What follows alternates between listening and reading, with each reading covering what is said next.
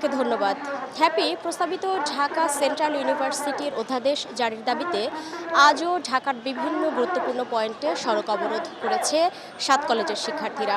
আমি এখন আছি রাজধানীর সায়েন্স ল্যাব মোড়ে। এখানে দুপুর ১২টার দিকে শিক্ষার্থীরা সায়েন্স ল্যাব ঠিক মোড়ে অবস্থান নেয় অধ্যাদেশ জারির দাবিতে। আসলে আপনি হয়তো জানেন যে বেশ অনেক দিন ধরেই এই দাবিতে শিক্ষার্থীরা আন্দোলন করে আসছিল এবং সবশেষ গতকাল তারা বলেছিল যে আজকের উপদেষ্টা পরিষদের বৈঠকে যদি অধ্যাদেশ জারি না হয় তাহলে তারা তাদের এই আন্দোলন লাগাতারভাবে চালিয়ে যাবে এবং সেই কথা মোতাবেকই তারা আসলে আজকে ঢাকার গুরুত্বপূর্ণ ৩টি পয়েন্টে যেমন সায়েন্স ল্যাব মোড়, তাঁতীবাজার মোড় এবং টেকনিক্যাল মোড়ে অবস্থান নিয়েছে।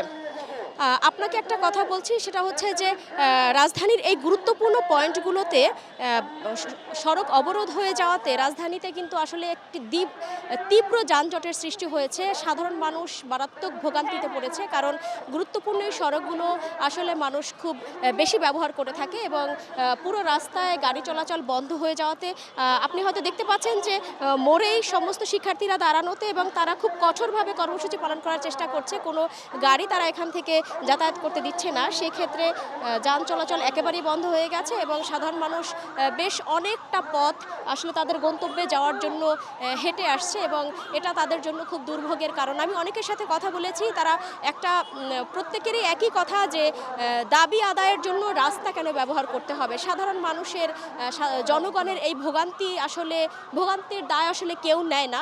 সেক্ষেত্রে এই জিনিসগুলো আসলে সরকারের নজরদারিতে আনার জন্য তারা বারবার বলে আসছে।